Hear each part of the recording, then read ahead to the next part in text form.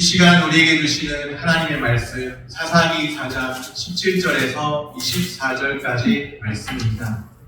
구약 성경 366쪽입니다. 시스라가 걸어서 도망하여 그 사람 헤베레안의 야엘의 장막에 이르렀으니 이는 하솔 왕 야빈과 그 사람 헤벨의 집 사이에는 화평이 있음이라. 야엘이 나가 시스라를 영접하며 그에게 말하되 나의 주여 들어오소서 내게로 들어오시고 두려워하지 마소서 하매 그가 그 장막에 들어가니 야엘이 이불로 그를 덮으니라. 시스라가 그에게 말하되 청하노니 내게 물을 조금 마시게 하라. 내가 목이 마르다 하매 우유 그대를 열어 그에게 마시게 하고 그를 덮으니 그가 또 이르되 장막문에 섰다가 만일 사람이 와서 내게 묻기를 여기 어떤 사람이 있느냐 하거든 너는 없다 하라 하고 그가 깊이 잠드니 헤베레안의 야엘이 장막 말뚝을 가지고 손에 방망이를 들고 그에게로 가만히 가서 말뚝을 그의 관자놀이에 박으매 말뚝이 꿰뚫고 땅에 박히니 그가 기절하여 죽으니라. 바락이 시스라를 추격할 때 야엘이 나가서 그를 맞아 그에게 이르되 오라 내가 찾는 그 사람을 내가 내게 보이리라 하매 바락이 그에게 들어가 보니 시스라가 엎드러져 죽었고 말뚝이 그의 관자놀이에 박혔더라. 이와 같이 이날에 하나님이 가나안 왕 야빈을 이스라엘 자손 앞에 굴복하게 하신지라. 이스라엘 자손의 손이 가나안 왕 야빈을 점점 더 눌러서 마침내 가나안 왕 야빈을 진멸하였더라. 아멘. 샬롬. 주님의 평강이 함께하기를 소원합니다. 아멘. 철병거가 계속 나왔었어요, 세상에.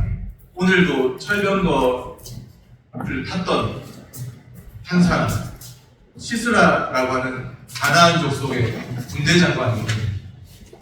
그가 많은 철병거와 군대를 이끌고 왔다가 도망쳤습니다. 병거 타고 왔다가 병거에서 내려왔죠.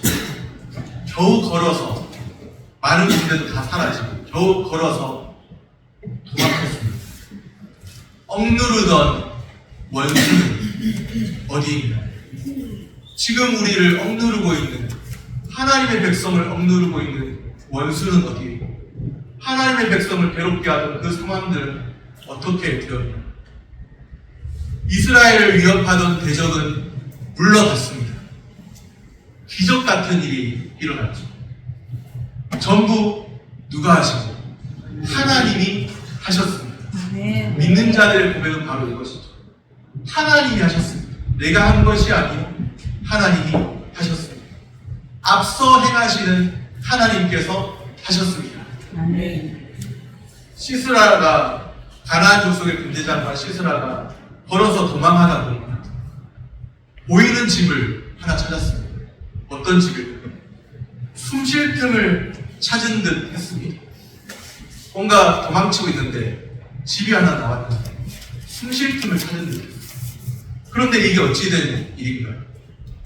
그는 여기서 비참한 최후를 맞이합니다. 장면이 바뀌어서 헤벨의 집입니다. 헤벨의 집에 대한 말씀입니다. 17절 말씀입니다.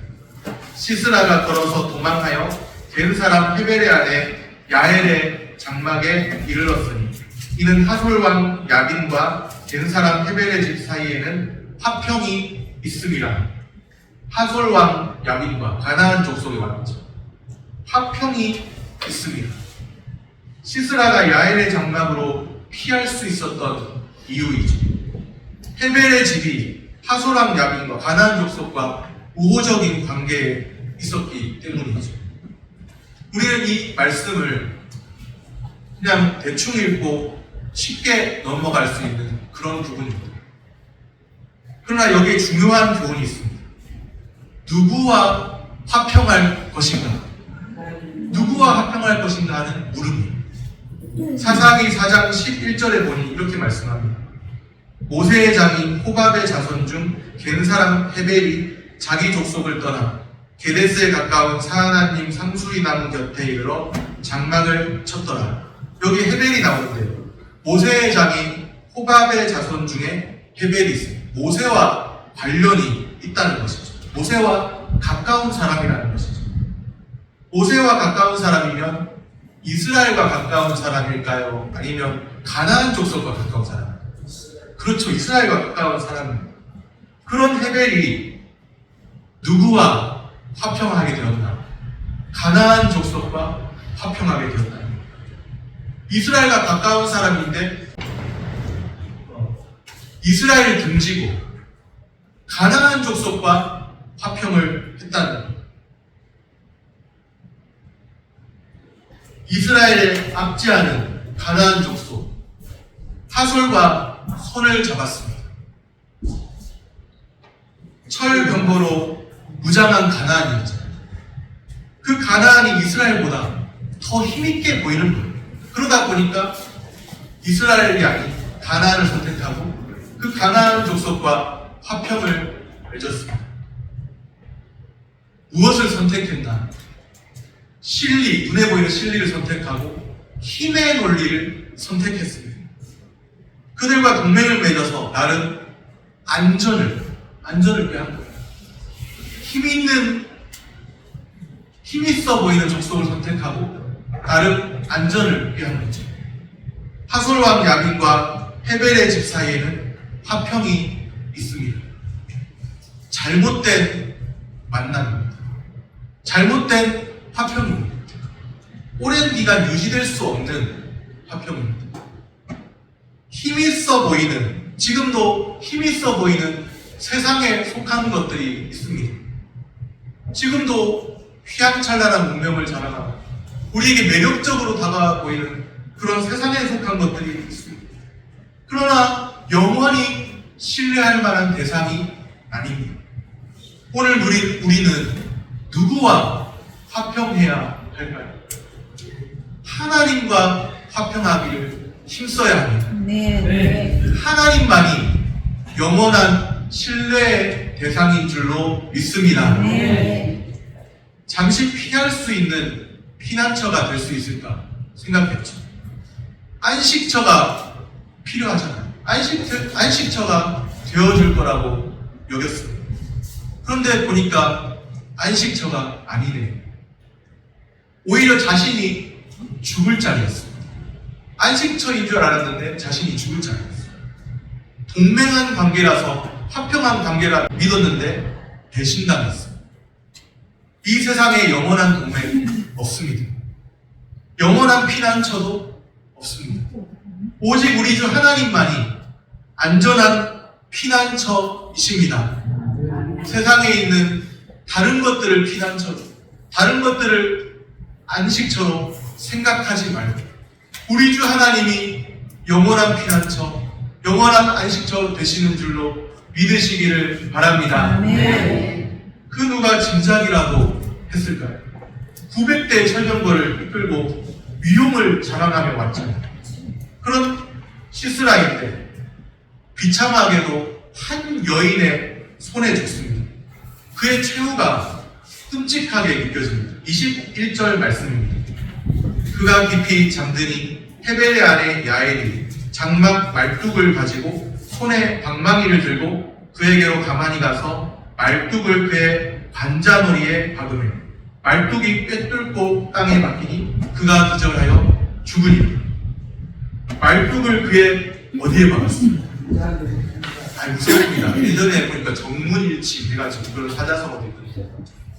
정수리에다가 침을 탁 꽂는 것처럼 말뚝을 관자놀이에 박았습니다. 살아나겠습니다. 완전 이거는 너무나 끔찍한 일인데 남양 특집이 따로 있습니다. 여름 되면 예전에는 전설의 고향 꼭 했었는데 요즘에는 보기가 힘들더라고요. 그런데 남양 특집이 따로 없어요. 관자놀이에다가 말뚝을 박았습니다. 비명질 틈이라도 있었을까? 상상조차도 끔찍합니다. 말뚝 살해 사건, 말뚝 살해. 시스라는 배 관자놀이에 말뚝이 박혀 죽습니다. 22절 끝에 보면 시스라가 엎드러져 죽었고 말뚝이 그의 관자놀이에 박혔더라. 있어 보이던 시스라가 힘을 완전히 잃어버리고 결국에는 죽음으로 끝을 냈습니다. 한 여인의 손에, 힘이 없어 보이는 한 여인인데, 힘이 없어 보이는 한 여인의 손에 죽습니다.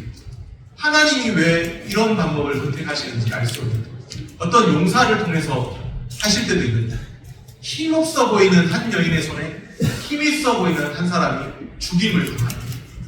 악인의 끝은 허무함, 악인의 실상, 마치 바람에 나는 겨와 같습니다.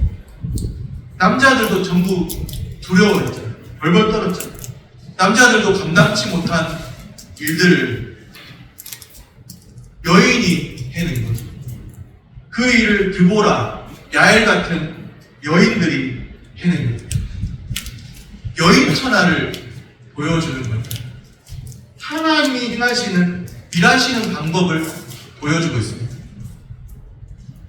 이스라엘을 구원하시는 하나님의 일하심을 보십시오. 모두가 안 된다고 손을 놓았을 때 하나님이 힘없는 한 여인을 통해서 힘 있는 자를 꺾으시는 하나님의 일하심을 보십시오. 하나님의 일하시는 방법이 기이합니다.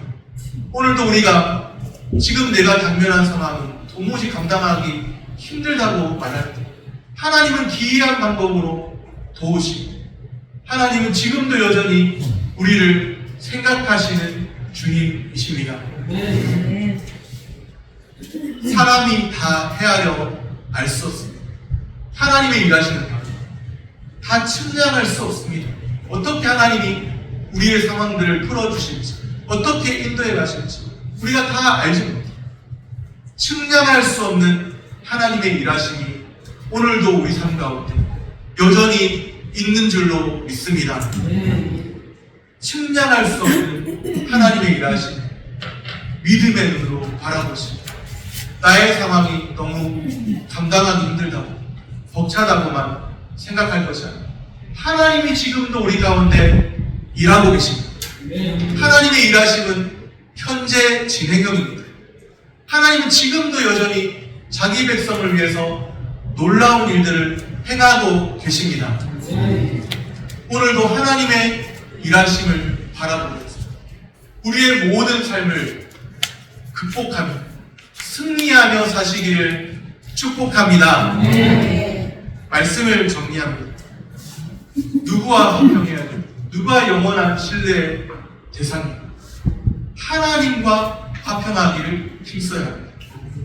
하나님의 일하시는 방법은 기이합니다.